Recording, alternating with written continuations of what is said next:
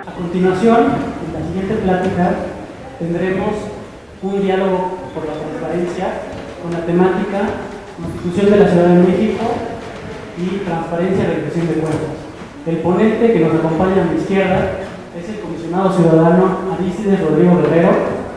Tiene una amplia experiencia en la materia, es maestro por la Facultad de Derecho de la UNAM. Igualmente tiene una especialidad en temas constitucionales y asimismo tiene una maestría en Derecho por la UNAM. Bueno, los dejo con las palabras de un honorable comisionado y muchas gracias. Bueno, muchas gracias por la presentación, Armando. La verdad es que yo hubiera preferido no utilizar el micrófono, pero como están grabando no me queda. Porque la idea de la plática del día de hoy es que sea más un diálogo e incluso más tipo una clase para poder explicar un poco acerca de la Constitución de la Ciudad de México, una Constitución que es novedosa, una Constitución que presenta una estructura totalmente diferente a las constituciones de otras entidades federativas. Pero para hablar de la Constitución de la Ciudad de México siempre es necesario primero empezar a hablar de la Constitución Federal y hablar un poco de la reforma constitucional precisamente de la Ciudad de México, que fue publicada el pasado 29 de enero del año 2016. Una reforma constitucional que llevó muchos años. Fue un ejercicio interesante ver cómo se lograba la transición del Distrito Federal a Ciudad de México y ver cómo se lograba también que poco a poco se fueran ganando algunos derechos de la ciudadanía en la propia Ciudad de México. Ustedes recordarán que anteriormente no teníamos ni siquiera asamblea de representantes, fue un logro que se da con la reforma constitucional de 1986-87 y poco a poco fuimos evolucionando en la propia Ciudad de México. Más adelante, una reforma constitucional importante fue la de 1996, reforma que precisamente dio a pie a que por primera vez en la historia moderna de la Ciudad de México pudiéramos elegir a nuestro jefe de gobierno. La reforma constitucional de 1996, de agosto del 96, y también da pie para que en 1997 se eligieran por primera vez a los entonces mal llamados delegados. ¿Y por qué digo mal llamados delegados? Porque la palabra delegación, delegado nunca estuvo contenida en el texto de la Constitución. En realidad la palabra que se debía utilizar era demarcación.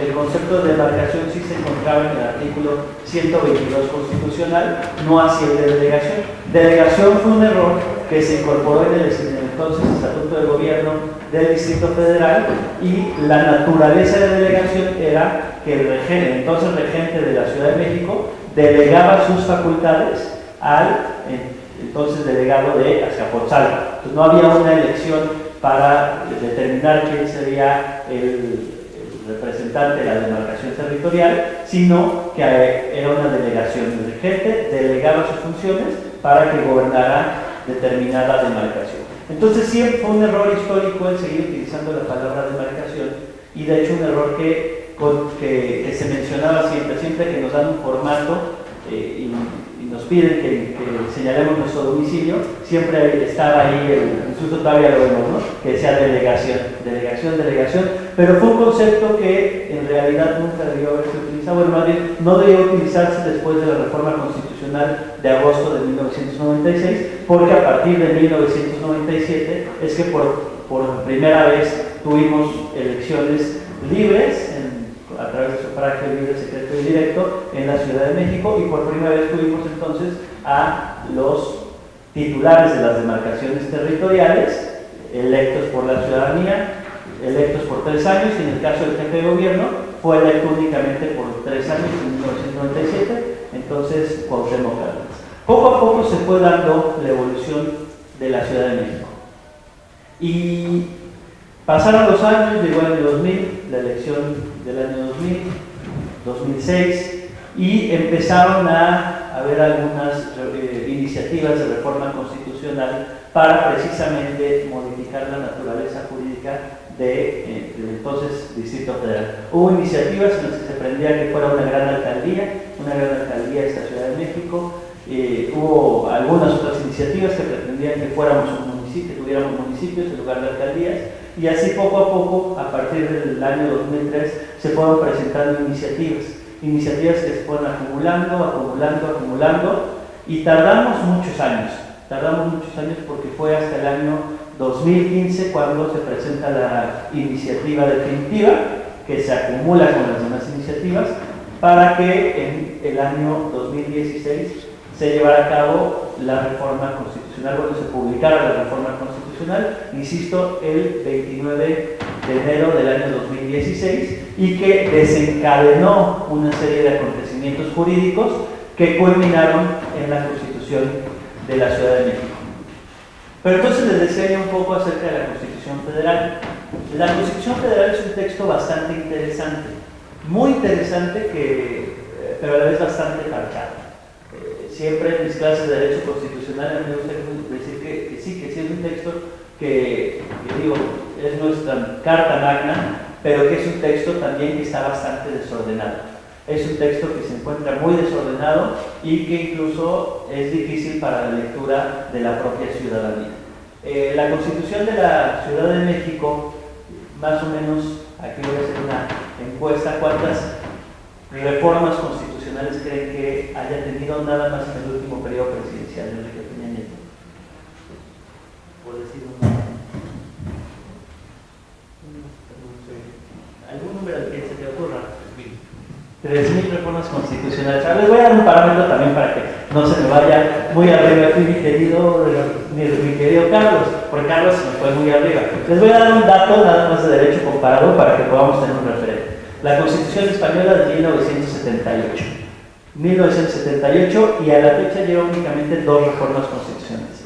2, en toda la historia. La Constitución colombiana, que es de 1991-92, lleva a la fecha poco más de 40 reformas constitucionales, si no me equivoco son 43. La Constitución argentina, también de 91-92, lleva alrededor de 2 reformas constitucionales. ¿Cuántas reformas constitucionales creen que lleva la Constitución mexicana, nada más en los últimos periodos presidenciales? A ver, como 50 reformas constitucionales en un sexenio, ¿quién da más? 60 reformas constitucionales. Es un poco como a ti en el referéndum. ¿Cuántas crees? 25. Como 25. Vayas un poquito más arriba. Yo pienso que unas más de 100. Más de 100 reformas constitucionales, te vas acercando. A ver, mi querido Sergio. 150. 150. Se me hace que Sergio ya está en alguna clase ya, o lo estudió muy bien. Efectivamente, con el periodo de Enrique Peña Nieto, se reformó la Constitución. Enrique Peña Nieto se reformó la Constitución 153 veces. Estamos hablando de 153 reformas constitucionales, y lo comparamos con otros países, es un número totalmente excesivo. Con Felipe Calderón Hinojosa, ¿cuántas reformas constitucionales? A ver si me adivinan. ¿Cuántas con Felipe Calderón? Con Felipe, unas 90, te acercaste mucho. Fueron 110 reformas constitucionales. Con Vicente Fox Quesada fueron únicamente 31 reformas constitucionales. Ustedes que son políticos y tienen una visión política, ¿por qué fueron tan pocas reformas constitucionales en el periodo de Vicente Fox? Porque no tenía Congreso. el Congreso no estaba dando a su. Bien, una lectura política certera, un tiro de precisión. Generalmente yo hago esta misma pregunta con mis alumnos de la Facultad de Derecho y me empiezan a dar muchas teorías, etcétera, pero precisamente esa es la respuesta, porque no tenía el Congreso a su favor, entonces era más complicado lograr una reforma constitucional, lo cual nos da pie a recordar cómo se reforma la Constitución. Para lograr una reforma de la Constitución se necesitan 2/3 partes del Congreso, Senado, diputados, y pasar por más de las 32 legislaturas de las entidades federativas. Antes era por 31 de las legislaturas de los estados, pero con la reforma del 29 de enero de 2016 se determinó que también el Congreso de la Ciudad de México participaría en las reformas constitucionales. Entonces, 31 reformas constitucionales con Vicente Fox Quesada. Antes de Vicente Fox fue Ernesto Zedillo Ponce de León. Con Ernesto Zedillo fueron 66 reformas constitucionales, con Carlos Salinas de Gortari fueron 55, perdón, aquí fueron 77, estoy confundiendo, con Salinas de Gortari 55 y con Miguel de la Madrid fueron ahí las 66 reformas constitucionales. Con José López Portillo fueron 34 reformas constitucionales. Entonces, esto nos sirve un poco para ir viendo cómo ha ido evolucionando nuestra Constitución. Es una Constitución muy reformada, es una Constitución totalmente parchada, permítanme decirlo, pero es una Constitución que sí requiere como una confección un poco más a detalle para tener una Constitución que pueda ser entendible para la ciudadanía.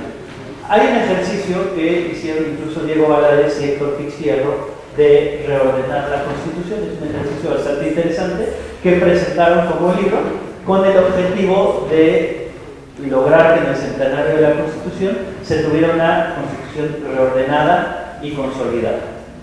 Y bueno, ahora sí creo que vale la pena explicar un poco por qué está totalmente desordenada la Constitución.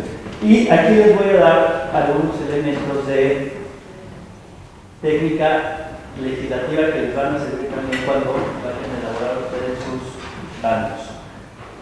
Las constituciones, bueno, cualquier ley se divide en títulos, capítulos, secciones y artículos. Entonces tenemos títulos, capítulos, secciones, y dentro de las secciones vamos a encontrar artículos. Dentro de los artículos, la Constitución Federal tiene un desorden, porque vamos a encontrar artículos que se dividen en apartados, apartado A, B, C, y vamos a encontrar artículos que se dividen en bases, base primera, y dentro de la base segunda, base tercera, y dentro de las bases se encuentran los apartados.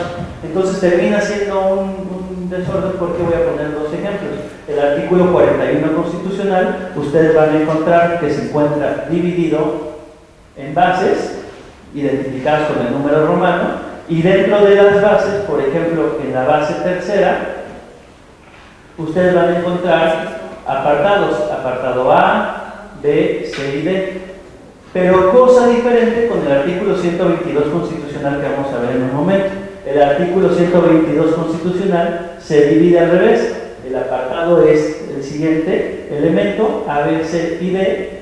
Y dentro del apartado tenemos fracciones que precisamente se identifican con números romanos. Entonces no hay una constitución que tenga un estilo homogéneo, consecuencia de tantas reformas constitucionales. ¿Cuál es la correcta? ¿Cuál es la correcta? Escuchen la cámara. ¿Cuál es la correcta? Son estilos diferentes, pero a mí me gusta más a partir de apartados. ¿Y por qué lo estoy mencionando ahorita? Porque precisamente así se divide la Constitución de la Ciudad de México, en apartados. Ustedes van a ver que es una Constitución muy pequeña en cuanto al número de artículos, pero vas viendo que está llena de apartados. Entonces, un artículo parece que son muchísimos artículos más, tiene contenidos otros artículos más.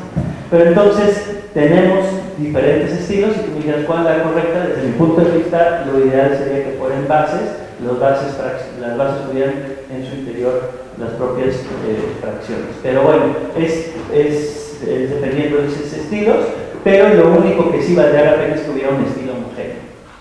Por ejemplo, los numerales que se mencionan entre numeral 1 y numeral 2, ¿no existen en la Constitución?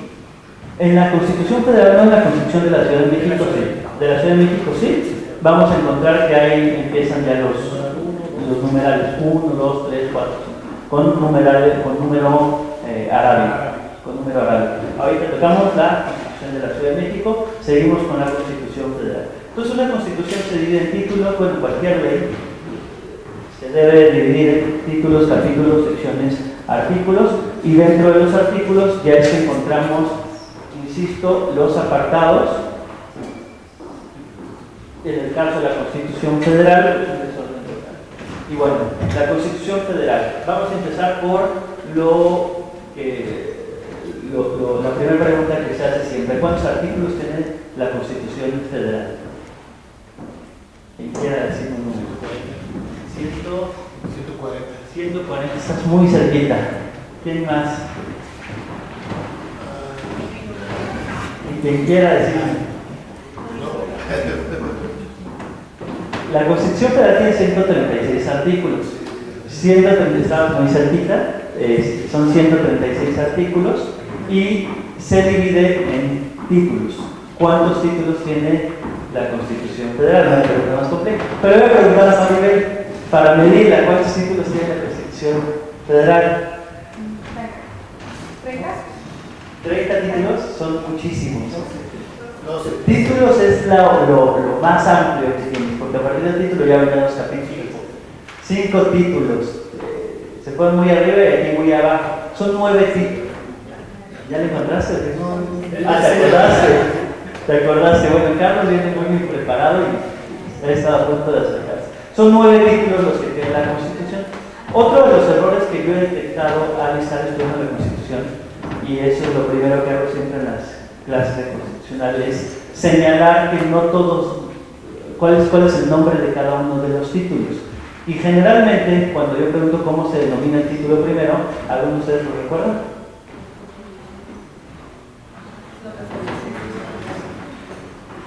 ¿Es el capítulo de garantías individuales? El título primero, generalmente, antes de la reforma del 10 de junio de 2011, la reforma en materia de derechos humanos, se denominaba de las garantías individuales. Bueno, más bien no se denominaba así el título, ahí está la trampa que ahorita les voy a platicar. Entonces, el capítulo primero se denominaba de las garantías individuales, después, con la reforma del 10 de junio de 2011, cambia el nombre y se denomina de los derechos humanos y sus garantías. Pero no, resulta que generalmente nos equivocamos y creemos que así se denomina el título primero. En realidad el título primero no fue bautizado, no le pusieron nombre. Al legislador se le olvidó poner el nombre. No, sí existe, pero más bien el título primero se encuentra dividido en 4 capítulos. El primer capítulo es el de los derechos humanos y sus garantías. El título segundo es de los mexicanos. El título tercero de los extranjeros. Y el capítulo cuarto, de los ciudadanos mexicanos. Entonces el título primero no tiene nombre. Título segundo. El título segundo a su vez se divide, tampoco tiene nombre. El título segundo se divide a su vez en 2 capítulos.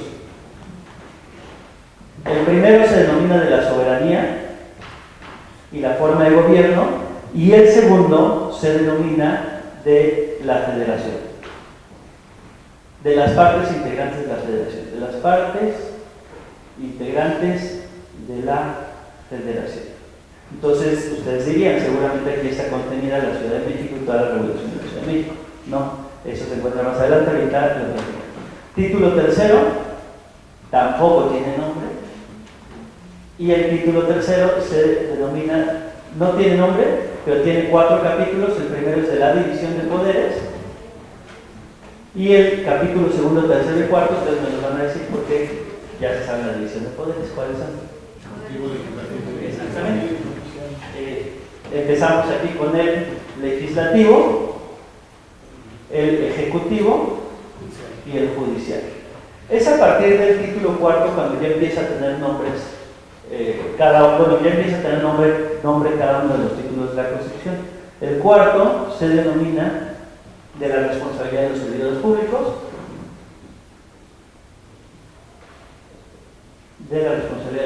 públicos, y el quinto, aquí sí es de la federación, los estados y municipios. La federación, los estados, y la Ciudad de México. Aquí, como Arely es muy joven y es millennial, le vamos a poner hashtag para que quede claro. Entonces, de los estados, la federación y la Ciudad de México es el título quinto. Es importante que ustedes tengan muy ubicado este título quinto, porque es ahí donde se encuentran ustedes. En el título quinto de la Constitución, que inicia en el artículo 115 y termina en el 122, es donde ustedes se encuentran. Entonces vamos haciendo como una panorámica de dónde van a ubicarse ustedes. Este es el primer aspecto que siempre debe quedar claro para ustedes como concejales. Artículo 122, que se encuentra dentro del título quinto de la Constitución. El artículo 122 se refiere precisamente a la Ciudad de México. Bueno, únicamente para darles el mapa general, les digo que el título sexto es el trabajo y la previsión social. Es el famoso artículo 123, de hecho es un título que solamente tiene un artículo. Después del título sexto vamos a encontrar el séptimo, que se denomina prevenciones generales. Luego el octavo, de las reformas a la Constitución. Y el noveno, de la inviolabilidad de la Constitución. Incluso vamos a encontrar que los últimos dos títulos, al igual que el título sexto del trabajo, que solo tiene 123, el título octavo tiene únicamente un artículo, que es el 135, y el título noveno también solamente tiene un artículo, que es el 136. Insisto, desde mi punto de vista se encuentra totalmente desordenada. Sí podría hacerse un ejercicio bastante interesante para ordenar nuestra Constitución, y ya lo hicieron Diego Valadez y Héctor Fierro. Es un texto que pueden encontrar incluso en internet. Se llama Una Constitución Reordenada y Consolidada, y es interesante porque ellos mismos van trasladando artículos y viendo cómo podemos tener una Constitución que pudiera ser muchísimo más ordenada. Entonces, dentro de este mapa constitucional, ustedes se encuentran aquí, así como cuando vas a un parque y te dicen, usted está aquí, ustedes se encuentran aquí, en este título quinto, en este artículo 122. Pero si nos acercamos más con un microscopio, vamos a poder ir viendo exactamente dónde se ubican. Además, ya están en el 122, ya están en la alcaldía de Azcapotzalco. Ahora, ¿en qué lugar, en qué punto exacto de la alcaldía de Azcapotzalco están? Es decir, ¿en qué punto exacto de la Constitución se encuentran? Ahorita se los digo. Mientras, ¿alguna duda? Mientras borro el pizarrón, ¿algún comentario? Mientras yo... También en el cuarto no sería el capítulo de responsabilidad de servidores públicos, en ese sentido.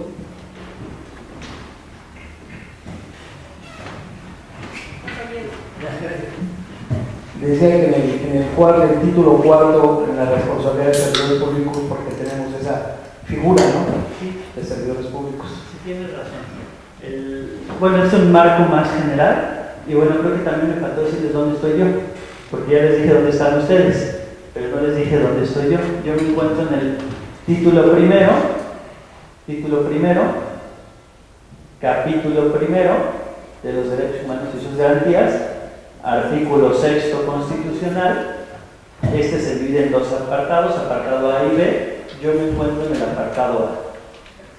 Ustedes están en el 122, apartado A, fracción sexta, y yo me encuentro en el sexto constitucional, apartado A. Bueno, naturalmente estamos relacionados, 100% relacionados. El artículo sexto constitucional se refiere al derecho a la información y señala que hay organismos garantes de la transparencia, señala la existencia del propio Instituto Nacional, el INAI, y señala la existencia de organismos garantes en materia de transparencia.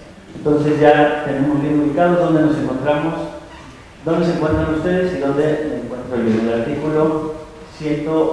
En el artículo sexto yo, en el 122 se encuentra contemplada la figura de concejales.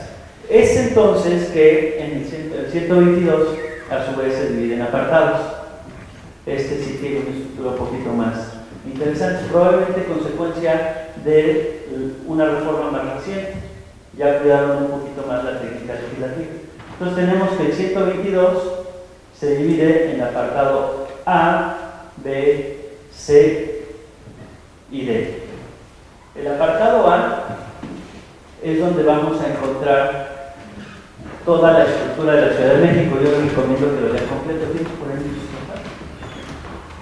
El apartado A es donde ustedes van a encontrar toda la estructura de la Ciudad de México. Entonces señala el apartado A del 122, la distribución del poder de la Ciudad de México. ¿Cuál es la distribución del poder de la Ciudad de México? La fracción Son 4 apartados, insisto: distribución de poder.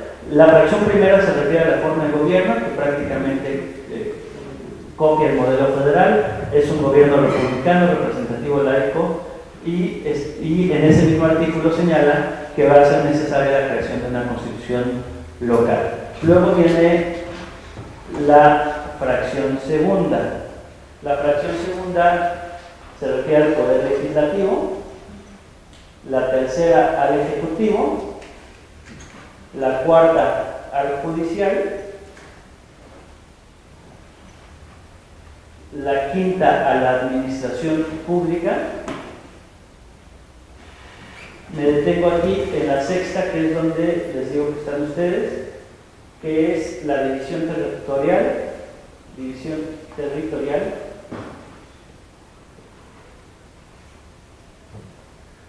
demarcaciones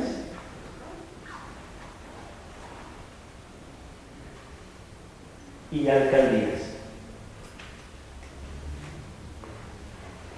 Entonces, insisto, si nos vamos acercando más a nuestra Constitución, ustedes van a encontrar ahí, en la fracción sexta del apartado A del artículo 122 constitucional, que se encuentra en el, ¿qué título dijimos? El título quinto de la Constitución Política de los Estados Unidos Mexicanos. Esto es importante porque de esta manera ustedes ya pueden señalar un marco constitucional. Cada vez que ustedes vayan a cualquier documento que vayan a emitir, cuando ustedes están señalando cuál es la base normativa de ese documento, pues empezamos con la Constitución Federal. Artículo 122 de la Constitución, apartado A, fracción sexta. Este artículo 122, apartado A, fracción sexta, vamos a decidirlo por último. Bueno, la fracción sexta del 122 ya señala el contenido de las alcaldías y define a las alcaldías. Les voy a dar la definición constitucional de las alcaldías. Las alcaldías son órganos político-administrativos que se integran por un alcalde y por un consejo. Consejo, bueno, ustedes lo tienen clarísimo, ¿no? Electos por votación universal, libre, secreta y directa. Este apartado a su vez se divide en incisos. Inciso, aquí sí es con minúscula. Se divide en incisos. El inciso A señala esta definición que les acabo de dar de alcaldías.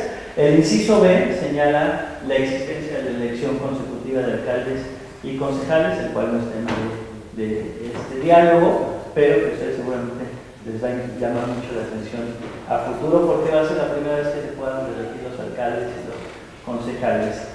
La administración, el inciso C, la administración pública corresponde a los alcaldes, y dentro del inciso C, ustedes van a encontrar: corresponderá a los consejos de las alcaldías aprobar el proyecto de presupuesto de egresos de sus demarcaciones, que enviarán al Ejecutivo local para su integración al proyecto de presupuesto de la Ciudad de México, para ser a su vez remitido a la legislatura. Aquí hay otro dato interesante adicional, que la Constitución Federal no le llamó Congreso de la Ciudad de México al Congreso de la Ciudad de México, le llamó legislatura. Señaló que habría una legislatura de la Ciudad de México, pero nunca le puso el nombre de Congreso, pero cual hubiera sonado muy raro, porque diríamos que estaríamos en la primera legislatura de la legislatura de la Ciudad de México, cuando, bueno, actualmente decimos que estamos en la primera legislatura del Congreso de la Ciudad de México. Pero la Constitución, el 122, le llama legislatura, no le llama Congreso de la Ciudad de México. Ya como Congreso de la Ciudad de México fue bautizado en el artículo 29 de la Constitución local. Después, en ese mismo inciso C, insisto, ya nos estamos yendo al detalle del detalle del detalle. Ya cuando llegan a Google Maps, primero vienen el mapa, se van acercando todavía más, y ya hasta que de plano ven la calle y el letrero en donde están. Curioso que ha habido gente que se entera de la infidelidad de su esposo a través de Google Maps. ¿Han visto noticias curiosas? En donde de repente la agarraron en el momento exacto y sale ahí en Google Maps. Entonces, iba pasando el carrito de Google Maps. Imagínate todo lo que tuvo que pasar para que ocurriera esto. Entonces, a ese nivel estamos llegando aquí. Al inciso C de la fracción sexta del apartado A del artículo 122 del título quinto de la Constitución Política de los Estados Unidos Mexicanos. Y en este inciso se señala que los consejos estarán facultados para supervisar y evaluar las acciones de gobierno y controlar el ejercicio del gasto público en la respectiva demarcación territorial. Aquí es donde encontramos la relación entre ustedes y nosotros. Estarán facultados para supervisar y evaluar las acciones de gobierno. De ahí que esta diálogo, esta plática, se denomina precisamente Constitución, Transparencia y Rendición de Cuentas. Entonces ustedes van a ser los encargados de la evaluación y supervisión de las acciones del gobierno de la alcaldía. Es una función bastante interesante y es una función que poco a poco van viendo cómo se desarrolla en la propia ley de las alcaldías. Y bueno, el inciso D, únicamente por señalarlo, explica las bases y criterios y fórmulas para asignación de presupuesto. El E, la prohibición de contraer obligaciones y empréstitos. Y el F, alcaldes y concejales deben reunir los requisitos que señale la Constitución de la Ciudad de México, es decir, únicamente dejó abierta la puerta para que en la Constitución de la Ciudad de México se determinara cuáles serán los requisitos para ser alcalde y concejal. De ahí que sea constitucional que el concejal pueda ser electo a los 18 años, a diferencia de los diputados locales, de los diputados federales. El concejal puede ser electo desde los 18 años. La base constitucional es este artículo que remite después de la Constitución de la Ciudad de México. ¿Hasta aquí todo va bien?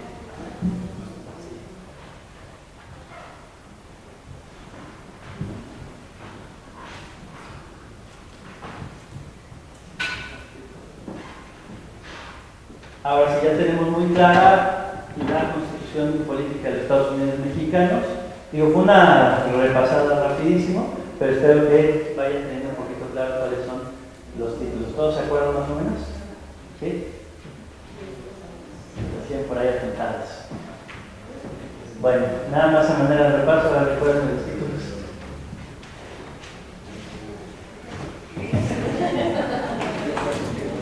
Bueno, lo que yo noté que es lo relevante hacia los concejales tiene que ver.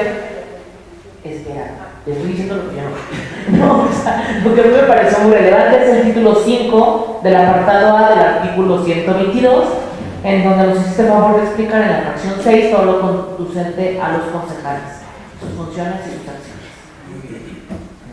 Y entonces dijimos que tiene 9 títulos la Constitución Política de los Estados Unidos Mexicanos. Ahora vamos a la Constitución de la Ciudad de México. Otro dato interesante de la Constitución Política es que no tiene un preámbulo. En realidad el preámbulo nada más señala que el jefe del ejército constitucionalista, Venustiano Carranza, tiene bien promulgar la siguiente Constitución. Pero en realidad no hay un preámbulo, cosa que sí tienen las constituciones del mundo. Si alguien tiene por ahí internet, a ver si alguien encuentra la Constitución cubana o la Constitución de Ecuador o la Constitución de Bolivia, o busquen cualquier constitución que se les ocurra y van a encontrar que la mayoría de constituciones del mundo tienen un preámbulo, cosa que no ocurre con la Constitución. La Constitución de Colombia tiene un preámbulo. Incluso hay un tema interesante porque el preámbulo por parte de la Corte colombiana ha sido materia de interpretación. ¿Alguien ya encontró algún preámbulo? A ver, ayúdame a leer un poquito del preámbulo. Constitución de la Nación Argentina, preámbulo. Los representantes del pueblo de la Nación Argentina, reunidos en Congreso General Constituyente por voluntad y elección de las provincias que la componen, en cumplimiento de pactos preexistentes, con el objeto de constituir la Unión Nacional, afianzar la justicia, consolidar la paz interior, proveer a la defensa común, promover el bienestar general y asegurar los beneficios de la libertad para nosotros, para nuestra posteridad y para todos los hombres del mundo que quieran habitar en el suelo argentino, invocando la protección de Dios. Invocando la protección de Dios. Entonces, generalmente los preámbulos de las constituciones tienen algunos elementos históricos, religiosos, ideológicos, incluso. ¿Cuál encontraste? ¿Cuál constitución encontraste? Cuba. La de Cuba. Carlos nos va a leer la constitución, pero como cubano. No, bueno, fuera de la Sánchez. Constitución de la República de Cuba. Preámbulo. Nosotros, el pueblo de Cuba, inspirados en el heroísmo y patriotismo de los que lucharon por la patria libre, independiente, soberana, democrática, de justicia social y solidaridad hermana, forjada en el sacrificio de nuestros opresores, por los aborígenes que resistieron la sumisión, por esclavos que se rebelaron contra sus amos, por los que despertaron la conciencia nacional y ansia cubana, patria y libertad. Entonces ustedes van a encontrar que prácticamente la constitución cubana parece un discurso de Fidel Castro. Yo me imagino perfecto a Fidel Castro, seguramente con su pluma de esas de antes, con la tinta y escribiendo por los aborígenes, por la revolución, ahí escribiendo un preámbulo genera identidad. ¿Alguien encontró una? A ver, la de Colombia. El pueblo de Colombia, en ejercicio de su poder soberano, representado por sus delegatarios a la Asamblea Nacional Constituyente, invocando la protección de Dios y con el fin de fortalecer la unidad de la nación y asegurar a sus integrantes de la vida, la convivencia, el trabajo, la justicia, la igualdad del conocimiento, la libertad y la paz, dentro de un marco jurídico, democrático y participativo que garantice un orden político, económico y social justo, y comprometido a impulsar la integración de la comunidad latinoamericana, decreta, sanciona y promulga la siguiente Constitución. Y entonces vamos viendo que la mayoría de constituciones del mundo, si hacemos un ejercicio de derecho comparado, tienen un preámbulo, como les decía, genera identidad porque te va narrando a veces la historia del país, a veces la ideología, va imprimiendo algunas características del país. Y la identidad siempre es importante. Yo siempre platico que mi esposa es de Chihuahua y cada que dicen Chihuahua se echa un gritito de estilo de por allá, ¿no? Y eso vemos mucho en otras entidades federativas, en otros, bueno, más bien en los estados generalmente hay una identidad y se va arraigando una identidad. Cosa que sucede menos en la Ciudad de México, pero que en unas alcaldías sí se nota más.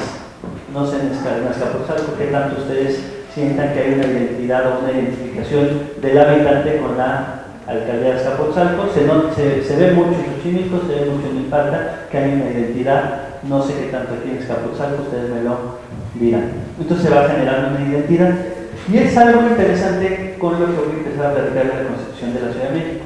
La Constitución de la Ciudad de México sí tiene un preámbulo, se los voy a leer. In Quechquihuatl manis semanagua hay tlamis hay poliwix in Itenello in Tahuaca México Tenochtitlan. No sé si lo pronuncié bien, pero así es. En tanto que dure el mundo, no acabará, no perecerá la fama, la gloria de México Tenochtitlan. Tenoch 1325. En la cercanía del séptimo centenario de su fundación, la Ciudad de México se otorga esta constitución política. Al hacerlo, rememora sus incontables grandezas, hazañas y sufrimientos, rinde homenaje a los creadores de sus espacios y culturas, a los precursores de su soberanía y a los promotores de su libertad. Honra su legado y rinde homenaje a todas las comunidades y periodos históricos que le antecedieron. Asume un compromiso perdurable con la dignidad y la igualdad de sus pobladores. Ciudad intercultural y hospitalaria, reconoce la herencia de las grandes migraciones, el arribo cotidiano de las poblaciones vecinas y la llegada permanente de personas de la nación entera y de todos los continentes. Me voy al último párrafo para no leerlo completo. Guardemos lealtad, eco de la antigua palabra, cuidemos nuestra casa común y restauremos, por la obra laboriosa y la conducta solidaria de sus hijas e hijos, la transparencia de esta comarca emanada del agua. Seamos ciudadanas y ciudadanos íntegros y leales al nuevo orden constitucional, espejo en que se mira la República, digna capital de todas las mexicanas y los mexicanos y orgullo universal de nuestras raíces. Empezamos por ahí. Pocos habían leído el preámbulo de la Constitución de la Ciudad de México y de hecho yo he visto a pocos estudiosos de la Constitución que lean el preámbulo, generalmente se lo saltan. Pero es un elemento interesante que la propia Constitución de la Ciudad de México ya tenga un preámbulo. Ahora bien, ¿cuál es la estructura de la Constitución de la Ciudad de México? La Constitución de la Ciudad de México se encuentra integrada por 71 artículos. El texto original tenía 73, si no me equivoco, pero a partir de todos los debates que se dieron en la Asamblea Constituyente, se llegó a 71 artículos. Estos 71 artículos se encuentran a su vez divididos en 8 títulos. El título primero se denomina Disposiciones Generales. Aquí sí, todos los títulos de la Constitución de la Ciudad de México tienen nombre. Título primero de las Disposiciones Generales. Segundo es la Carta de Derechos. Este título es interesante porque ahí van a encontrar ustedes una clasificación de los derechos humanos en el propio texto constitucional. El título tercero, Desarrollo Sustentable de la Ciudad. El cuarto, Ciudadanía y Ejercicio Democrático. El título quinto, que es donde ustedes se encuentran, está fácil como aprender, porque ustedes están en el título quinto de la Constitución Federal y también en el título quinto de la Constitución Local. Es una feliz coincidencia. Título quinto de la Distribución del Poder. Título sexto del Buen Gobierno y la Buena Administración. Título séptimo del Carácter de Capital de los Estados Unidos Mexicanos. Y el título octavo de la Estabilidad Constitucional. Entonces son 8 títulos y ustedes se encuentran en el título quinto principalmente, denominado de la distribución del poder. Extraje algunos artículos que pudieran ser interesantes y que creo que es importante ir repasando poco a poco. Entre ellos, el artículo séptimo, y aquí respondo un poco a la pregunta que me hizo hace rato Mauricio. Mauricio me preguntaba si en la Constitución de la Ciudad de México los apartados se dividen en numerales, con número arábigo. Artículo 7, Derecho a la Información. Derecho a la Información, numeral primero. Aquí encontramos los numerales. Toda persona tiene el derecho al libre acceso a la información plural, suficiente y oportuna, así como producirla, buscarla, recibirla y difundirla por cualquier medio. Entonces, ¿dónde encontramos el primer acercamiento del derecho a la información? En la Constitución de la Ciudad de México, en el artículo séptimo, apartado D. El derecho a la información: se garantiza el acceso a la información pública que posea, transforme o genere cualquier instancia pública o privada que reciba o ejerza recursos públicos o realice actos de autoridad o de interés público. Esta información deberá estar disponible en formato de datos abiertos, de diseño universal y accesible. ¿Qué quiere decir esto? Que todos los entes que ejerzan recursos públicos son sujetos obligados.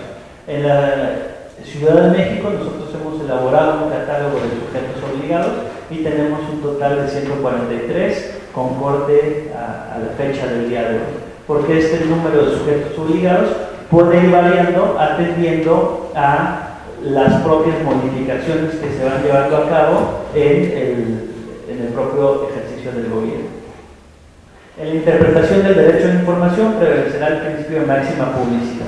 Es decir, cuando haya duda de si doy o no doy información, prevalece el principio de máxima publicidad, pero con cuidado, porque se va a confrontar con el apartado E, ahorita se los voy a platicar, que es el de datos personales.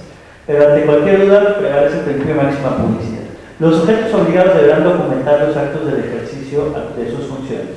La información solo puede reservarse temporalmente por razones de interés público para los casos y términos que expliquen la Constitución Federal. Y por último, no puede clasificarse como reservada aquella información que esté relacionada con violaciones graves a derechos humanos o delitos de lesa humanidad. Este es el artículo 7, apartado D. Apartado E, que es la otra actividad que nosotros realizamos. Porque nosotros, aunque nos llamamos Info Ciudad de México, tenemos 4 apellidos. Somos un instituto de transparencia, acceso a la información pública, protección de datos y rendición de cuentas. Ya se los echamos hasta el cansancio. Bueno, tenemos 4 apellidos. Entonces no únicamente nos dedicamos a transparencia y acceso a la información, también nos dedicamos a la protección de datos personales. Y el último apellido, que por cierto no está en la Constitución de la Ciudad de México, que es rendición de cuentas, pero sí se encuentra contenido en los transitorios de la Constitución de la Ciudad de México. Ahí tenemos una antinomia constitucional, pero bueno, también nos dedicamos a la rendición de cuentas. Y entonces tenemos dos apartados en el artículo 7 que es importante leer y releer, que es el apartado D y el apartado D. D, derecho a la información, privacidad y protección de datos personales. Nuevamente se divide en numerales. Numeral primero: toda persona tiene derecho a que se respete y proteja su privacidad individual y familiar, a la inviolabilidad del domicilio y de sus comunicaciones. Numeral segundo: se protegerá la información que se refiere a la privacidad y los datos personales. Tercero: se prohíbe y se da a sancionar cualquier injerencia arbitraria, oculta o injustificada en la vida de las personas. Y por último, el numeral cuarto, los famosos denominados derechos ARCO. ¿Ya lo vieron en algún momento en estas pláticas? ¿Sí lo vieron? Hace rato vieron los famosos derechos ARCO, ¿no? ¿Qué significan derechos ARCO?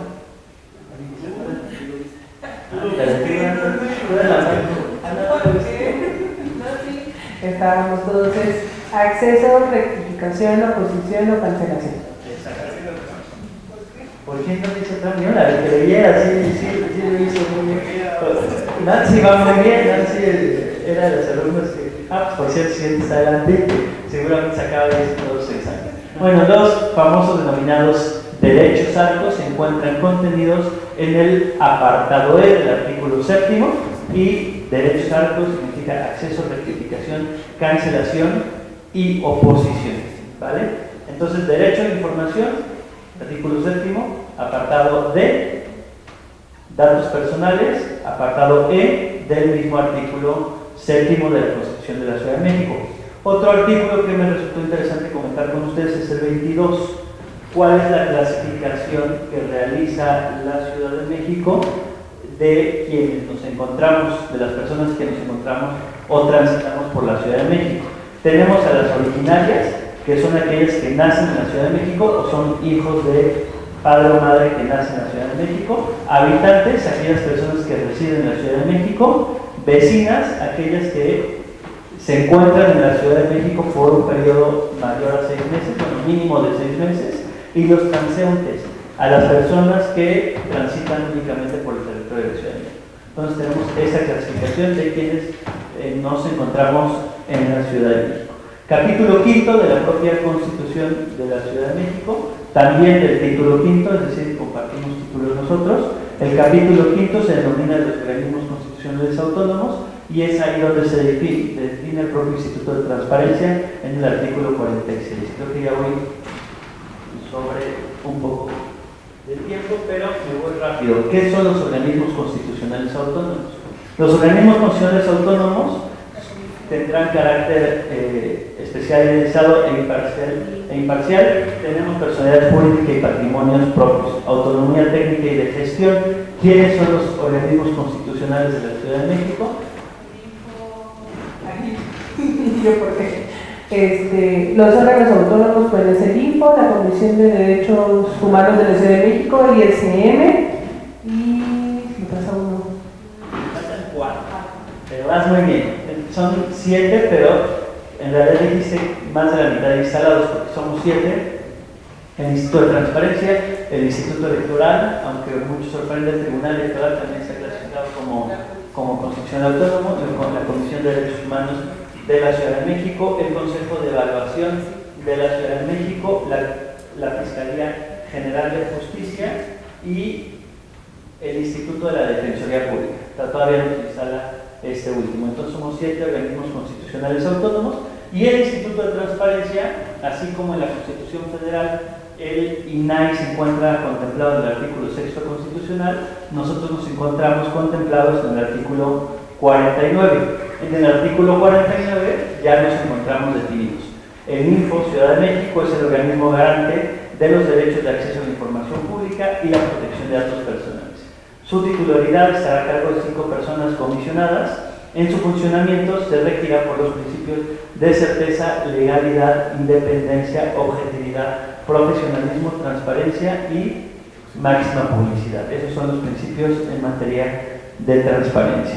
Y bueno, más adelante señala cuáles son las funciones que tenemos encomendadas, señala un poco acerca de los recursos de revisión. Somos la instancia responsable de conocer y resolver recursos de revisión interpuestos por los particulares en contra de resoluciones tomadas por los sujetos obligados en materia de transparencia.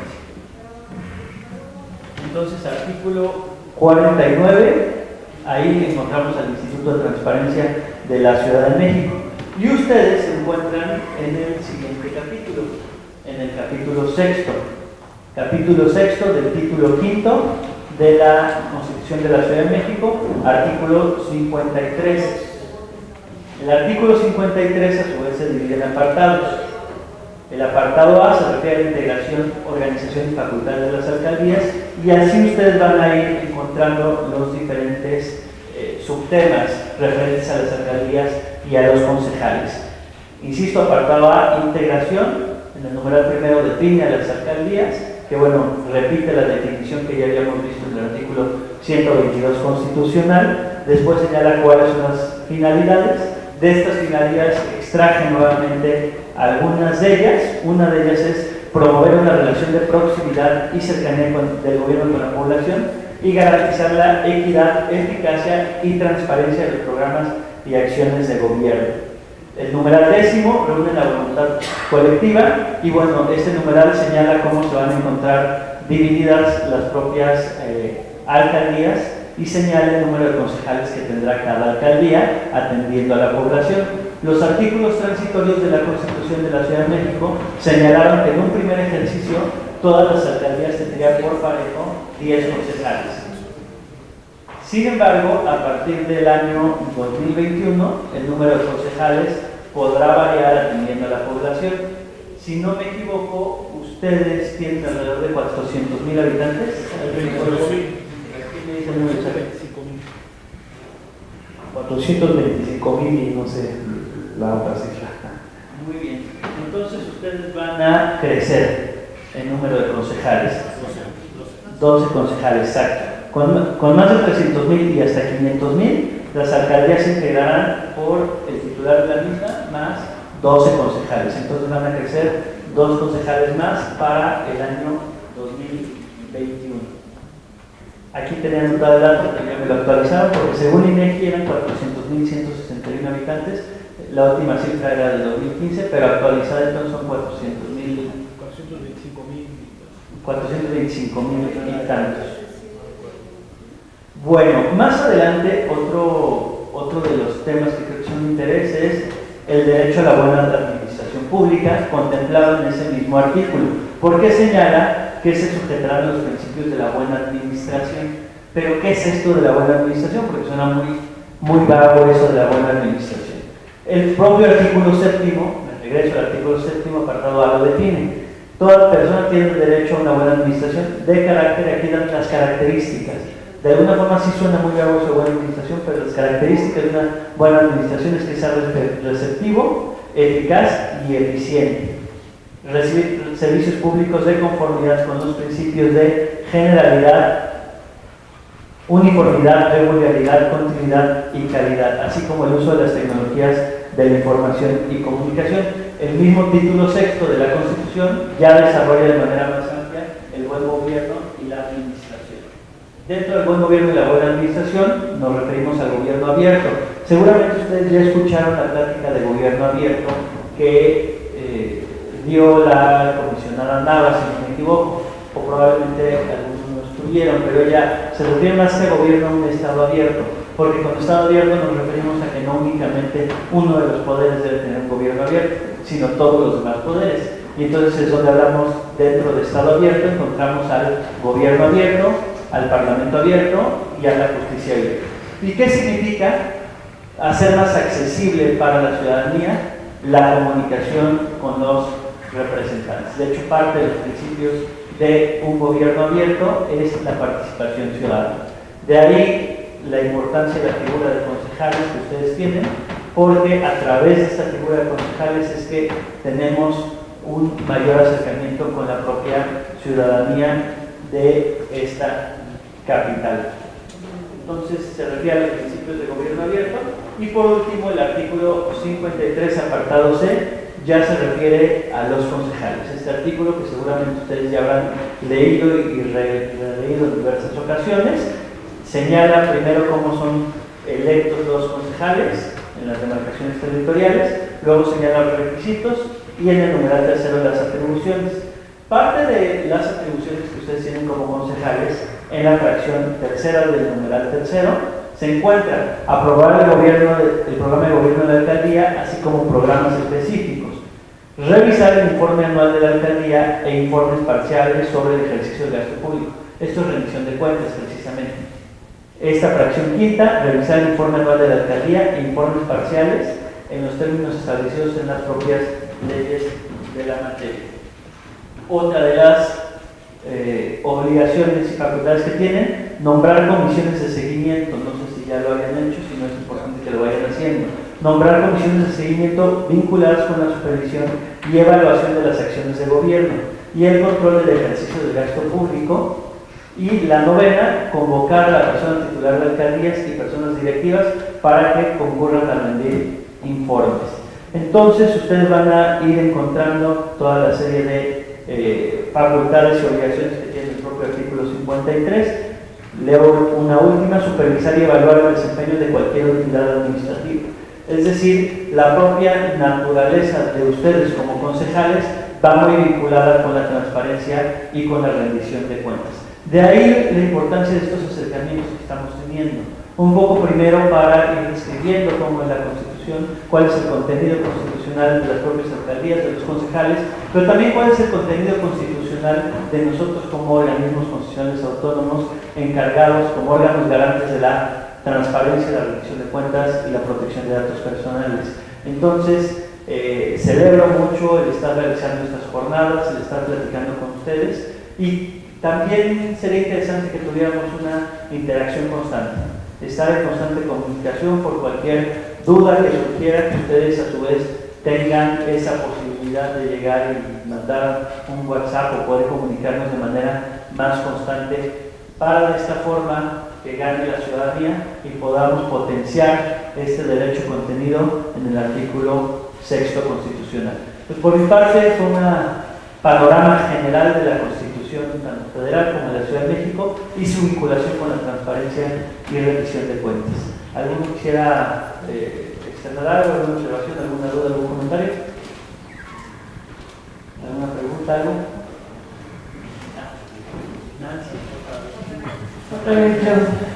Sí, bueno, yo creo que dividiría como esta relación en dos temas. Uno, pues esta responsabilidad y facultad que se nos mandata de la supervisión y evaluación, y cómo el tema de transparencia, ¿no?, ayuda a que nosotros también podamos estar más cercanos viendo el ejercicio del gasto público, ¿no?, y el ejercicio del propio gobierno de la alcaldía. La otra también es una obligación que tal vez tenemos de promocionar la rendición de cuentas, pues no será solo a través de nuestra figura, ¿no? Tiene que ser un tema ciudadano, que ayer veíamos que falta mucho que la gente pudiera conocer el derecho de acceso a la información pública. Yo creo que es una tarea también primordial de nosotros como concejales, sumarnos a que la población conozca también, ¿no?, y que también ejerza este derecho como una herramienta para la rendición de cuentas y también de la participación ciudadana efectiva. Me parece que mañana creo que es el encuentro con comités ciudadanos, ¿no?, que es muy importante, porque al final a nosotros también nos toca un poco estar como a ras de tierra, ¿no?, y promover este derecho. Y también hay que un poco la duda, además de abonar esta parte, llegan por ejemplo solicitudes de acceso a la información para concejales. Luego preguntando a lo mejor cosas que están también hasta fuera a lo mejor de la normatividad. Creo que aquí faltaría a lo mejor, en el caso de los concejales y en este rubro de que la alcaldía tiene que informar, nosotros también, por ejemplo, cuáles son, creo que todavía no está como muy especificado, ¿no? Somos una figura nueva, a lo mejor eso falta como un poco reglamentar. Los concejales que tenemos que también a lo mejor están subiendo a los portales y abonar a este tema para la máxima publicidad de nuestras funciones. Sabemos que tenemos que dar un informe y ese tiene que ser público, pero además preguntan por ejemplo, el tema de nuestras actividades específicas, ¿no? O algunas otras cosas de donde a veces hasta se saca recursos para hacer ciertas cosas en territorio, ¿no? Como ha ocurrido y que ya han llegado solicitudes de información pública para los concejales específicos, pero creo que en ese tema la ley todavía no es muy específica en torno a nuestra figura. Bueno, respecto al primer tema, sí es bien importante, digo, ahorita en este momento la plática fue con ustedes como concejales, pero el día de mañana es más abierto para la ciudadanía y también invitarlos a que sea no una jornada de una semana, sino sea una jornada permanente. Entonces que ustedes tengan toda, la dirección de vinculación les va a dejar los datos para que en cualquier momento que ustedes requieran que un grupo de población quiera recibir alguna plática en materia de transparencia, protección de datos personales o incluso más específica, datos personales de hecho es un tema muy actual respecto por el tema de las redes sociales. Entonces si quieren alguna plática para jóvenes, protección de datos personales, etcétera, también pudiera llevarse a cabo. Entonces la invitación es a que sea una jornada permanente, si bien hoy dedicamos esta semana, pero que podamos hacerlo de manera permanente, atendiendo a las propias necesidades que vaya teniendo la alcaldía y de la población que ustedes vayan detectando que lo requieren. Y respecto a lo segundo, si bien la ley sí va a llegar a ser un poco que la podamos ir actualizando poco a poco, el artículo 6 constitucional sí es muy claro. Todo aquel que ejerza recursos públicos tiene obligaciones en materia de transparencia. Entonces, en ese sentido, es importante que a su vez ustedes empiecen a realizar ejercicios de rendición de cuentas. Y los invitaría también a innovar porque la nueva ley de transparencia contempla a su vez una figura que se llama transparencia proactiva. Es decir, si bien, que de hecho fue parte de los compromisos que firmaron el día de ayer, si bien la ley señala cuáles son, el artículo 121, las obligaciones comunes en materia de transparencia, mantener actualizado el portal de internet con la estructura, remuneraciones, directorio, etcétera. Por otro lado, ustedes pueden innovar y presentar ejercicios de transparencia proactiva. Probablemente a ustedes ya les preguntaron en reiteradas ocasiones alguna cuestión. Entonces, lo ideal sería que ya lo subieran a la página de internet. Antes de que, digo, siempre es interesante las preguntas porque las preguntas nos ayudan a ir construyendo información, pero esa información que ya se le preguntó a alguien, tal vez no sí dársela a esa persona en específico, pero además de dársela, publicarla en la página de internet. Entonces son ejercicios que pueden ir realizando en transparencia proactiva y buscando ustedes se les ocurrirá, y probablemente a la ciudadanía en general se les pueden ocurriendo algunas cuestiones que puedan ser innovadoras para ir potenciando este derecho a la información. Entonces, respecto a la primera, insistir mucho en que sea una jornada permanente y ustedes nos digan, necesitamos que venga alguien a dar una plática de tal tema y nosotros nos encargaremos de hacerlo, ¿vale? Bueno, ¿algún otro tema que quisieran comentar? Bueno, pues les agradezco mucho que nos hayan escuchado, que nos hayan dedicado parte de su valioso tiempo. Habla muy bien de ustedes como concejales y habla muy bien de la alcaldía, el que estén muy interesados por conocer acerca de la construcción, de la transparencia y la rendición de cuentas. Les agradezco mucho.